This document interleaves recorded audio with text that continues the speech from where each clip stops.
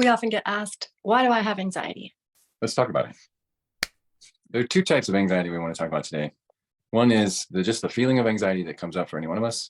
And that's just a natural, normal feeling. It comes up for a variety of reasons or for no apparent reason at all. The kind of second type of anxiety we want to talk about, and the kind that really bothers most people, is the pernicious, ongoing, everyday living in a heightened state of vigilance and not just anxiety, but emotional overload and worry and fear, Yeah, panic. so the first kind is like, oh, I'm about to jump off this high dive. Eee!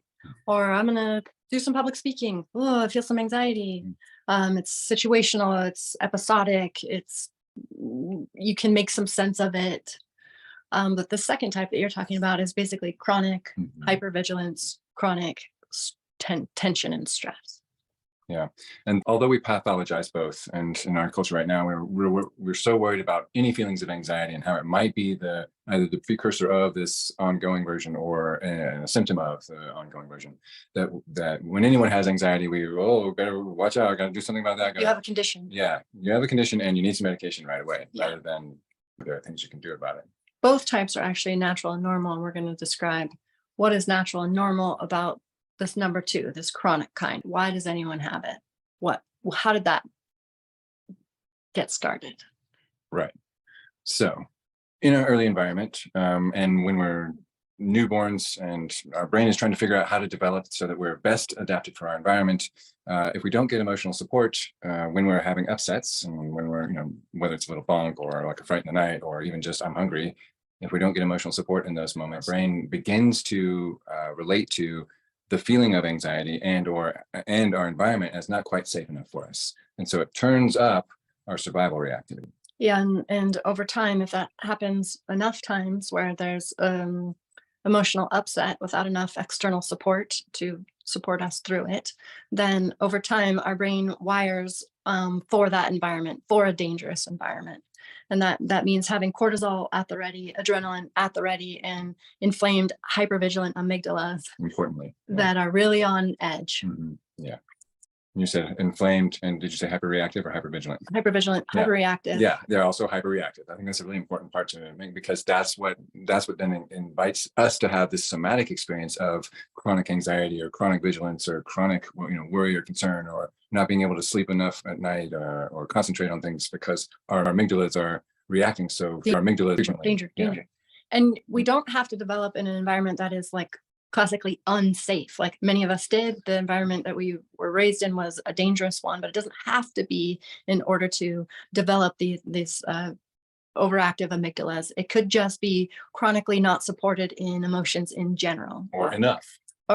Loved ones were busy or working or outside the house or irritated that we were upset, or any number of like little cues. Or even from a place of kindness, too quickly shushing us, Mhm. not attending to those tears, allowing for our concerns and attending to the feelings we were having and supporting us in them, but being like, no, don't worry about it. Calm down. Right. What you think of still as a safe environment, but not the right environment for letting emotion out. And so a developing brain that can't let the emotion out is holding that, and that ends up being sort of like a dangerous situation according to the nervous system. And so has to develop danger skills. Yes. To match the dangerous environment. Skills. Survival skills. And so even though we're adults now and maybe we have worked so hard to be in a non-dangerous situation, the amygdala is responding to the ancient environment, not the current environment. Exactly. And mispredicting what we'll experience in our current environment. And so having us stay on a higher level of alert because it thinks we're still in the older environment, or is reacting to as if we were still in the older environment. Yeah, so that means circumstances are seen as dangerous because we're looking at it through the lens of a danger environment, or there isn't even anything going on, but the body is responding as though there is danger, regardless of our circumstances. And irrespective of the kind of work we do to support our bodies or our nervous systems to know that we're safe, like resilience practices in particular, meditation in particular, yoga in particular, which are really good for us and really supportive of us, don't actually have a long-term effect on something like this programming. Yeah, does not shrink your amygdala. Right. And so here we are as adults. We're no longer in a dangerous situation. We've got all of these resilience practices, and yet that survival system is still firing basically more often than we'd like. That's that Right. chronic part. Unnecessarily and too frequently throwing us into fight or flight or freeze or appease, as we call it, in states where we're unable to either feel our way through it or think our way through it as clearly as we would otherwise be able to. We're in more of these kind of reactive states, and we think, making our lives even more difficult for ourselves than they would otherwise be, and then increasing the reasons that we then have to name anxiety or to claim anxiety or to have a sense of there needing to be anxiety in our system to address those things. So it's this kind of compounding interest of anxiety. That's fair to say. Yeah. Well, every time we have a survival reaction to anything, we there's more adrenaline, more cortisol. The amygdala goes, "Oh yeah, right. We really should be on hyper alert," and so it snowballs upon itself, like what you're just saying. And we make decisions that we're less aligned with and maybe have to do more cleanup with because we fought our way through the situation, or we ran from and maybe, distracted ourselves or ignored the situation, Yeah. or we froze up and didn't take the action we wanted to take. Yeah, we were rushing because of that flight response, and so we lock our keys in the car, which then brings on more shame and the more anxiety of I need my car to get to work, and Yes. our life starts to match what your amygdala is predicting. Yes. So what to do about it? What to do about it? Yeah. That's the focus of our work. Right in the middle of that. Yep. This key focus. We're interested in practices that prove to our nervous system that there isn't danger. It can respond when there is classic actual danger. We're not going to soothe ourselves out of a proper survival response when we need it. Right. But to convince our nervous system that actually you can chill out. Amygdalas, you can shrink.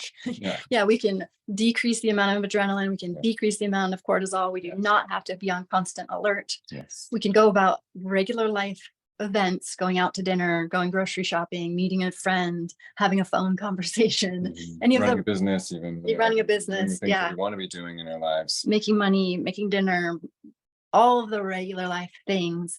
But because of the practices that we teach, our body can learn that those are not dangerous. Exactly. The environment that we're currently in and the life that we're currently living is not that environment that we were programmed in.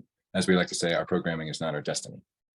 The idea is to prove to our nervous system in the moment that, like, this is a moment where I can face whatever's around me, whatever's actually happening, unless it is an actual predator from a place that isn't survival. And proving that we don't have to do that in this moment, in this moment, in this moment, in this moment over time reprograms the way our nervous system runs in relationship to these stressors, but also at a base level.